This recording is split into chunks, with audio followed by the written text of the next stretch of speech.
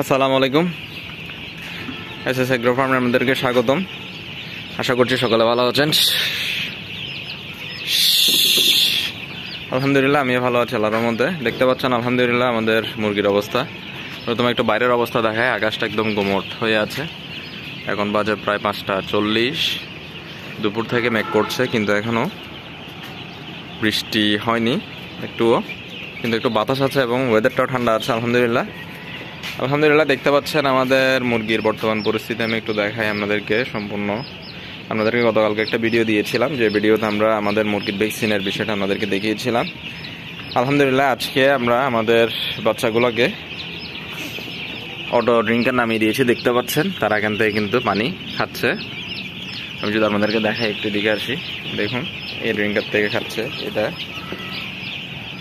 আজকে আমাদের মুরগির বয়স চলছে 7 দিন আর কি, অর্থাৎ 7ম দিন রানিং চলছে আলহামদুলিল্লাহ। দেখুন তারা এখানে পানি খাচ্ছে। এগুলোতে আছে পানি, কিন্তু এগুলোর পানি যেগুলো শেষ হয়ে যাচ্ছে আর আমরা রিফিল করিনি, অর্থাৎ পানি আর দেইনি। এখন মুরগিগুলোর খাবার দেওয়া হয়েছে কিছুটা। আসলে আমরা খাবার কিন্তু দিনের মধ্যে চেষ্টা করি অল্প অল্প করে দেওয়ার, কারণ আপনি যদি একসাথে বেশি খাবার দেন তাহলে আসলে খাবারটা নষ্ট হয়ে যাবে। এই দিক দিয়ে একটা মুরগি মারা গিয়েছে উল্টিয়ে। খাবারটা আসলে খাবারের যে গুণাগুণ থাকে ওই গুণাগুণটা নষ্ট হয়ে যায়। এদিকে একটা মারা গিয়েছে, 2টা। আজকেও প্রায় 3-4টা মুরগি মারা গিয়েছে। আসলে প্রতিনিয়ত দুই একটা মারা যাচ্ছে, যেগুলো একটু দুর্বল ছিল বা সমস্যা ছিল, এই মুরগিগুলো আসলে মারা যাচ্ছে। লাইটগুলো দিয়ে নিই।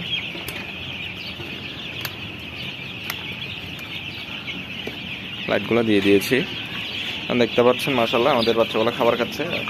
আমরা দেখেন খাবার কিন্তু খুব অল্প অল্প। আমাদের যে পাত্রগুলো ছিল, অর্থাৎ খোলা পাত্রগুলো, এগুলোতে খাবার দিচ্ছি, কারণ এগুলো থেকে বাচ্চাগুলো খাবার খেতে স্বাচ্ছন্দ্য বোধ করে। দেখুন খাবার খেয়ে শেষ করে ফেললে তারপর আমরা খাবার দিই।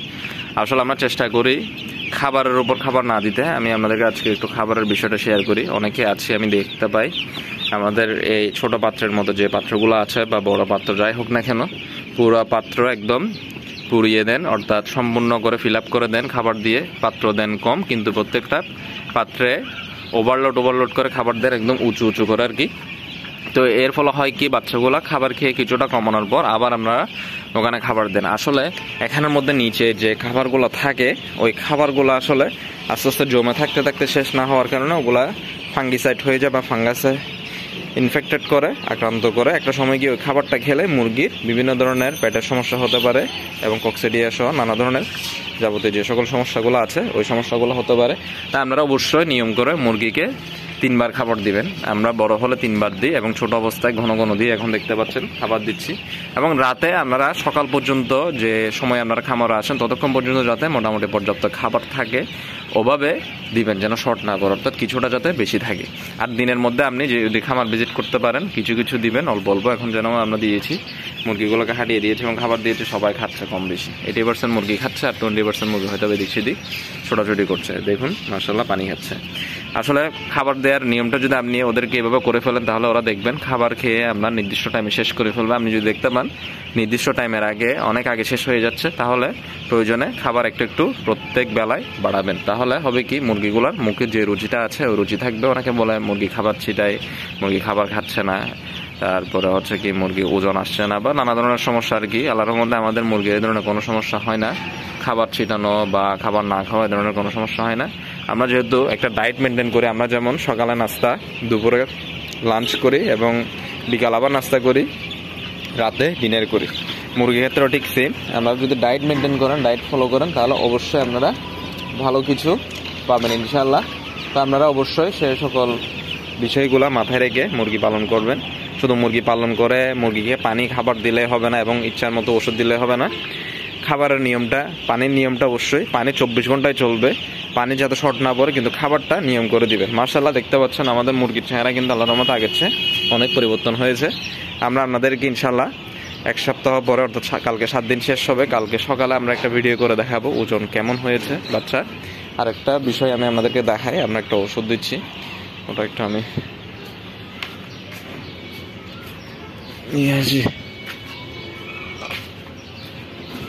আপনারা লক্ষ্য করলে দেখতে পাবেন এই ওষুধটা খুবই কমন একটা ওষুধ, হিপ্রাচোকাইমানো। আমরা প্রত্যেকবার ইউজ করি, চেষ্টা করি প্রত্যেকবার ইউজ করার জন্য। ওষুধটা খুব ভালো অর্থাৎ ভ্যাকসিনের পর থেকে আমরা কিন্তু এটা শুরু করি শুধুমাত্র রাত্রের বেলা। গতকাল রাতে আমরা দিয়েছি রাতের পানিতে, আজকে রাতেও যাবে ইনশাল্লাহ।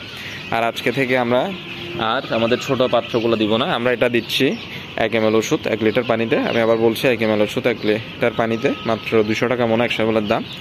এটা আমরা 3 থেকে 4 দিন ইউজ করবো ইনশাল্লাহ। আমরা আমাদের এই পাত্রগুলা পানি খাওয়া শেষ হলো আর উঠিয়ে ফেলবো, এগুলো দিব না, আমরা পুরোপুরি আমাদের অটো ড্রিঙ্কারে চলে যাবো। দেখতে পাচ্ছেন অটো ড্রিঙ্কারের সুবিধা। আসলে যারা নিজেরা খামার করেন, যদি আমি 15-20 হাজার টাকা খরচ করা এক্সট্রা এই ধরনের ড্রিঙ্কার করে ফেলেন, তাহলে আমরা পানি দেওয়ার জন্য হয়তো সর্বোচ্চ 5-6 দিন বা 1 সপ্তাহ একটু কষ্ট করতে হবে ব্রুডিংয়ের জন্য। এরপর আপনি পানিটা সরাসরি অটোমেটিক দেখতে পাচ্ছেন অটোমেটিক করে দিবেন। আমাদের আজকে 7ম দিনেই কিন্তু আমরা পানি নামিয়ে দিয়েছি, দেখতে পাচ্ছেন খুব স্বচ্ছন্দ দেখাচ্ছে, দেখুন মাশাআল্লাহ।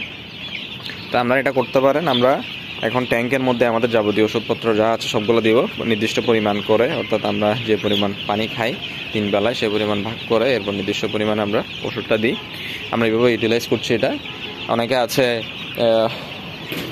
নিপল ড্রিঙ্কার দিয়ে আসলে প্রথম দিন থেকে চেষ্টা করে, এটা ভালো, সমস্যা নেই। যদি প্রথম দিন থেকে আপনি বাচ্চাকে অভ্যস্ত করাতে পারেন তাহলে তো সেটি আরও ভালো।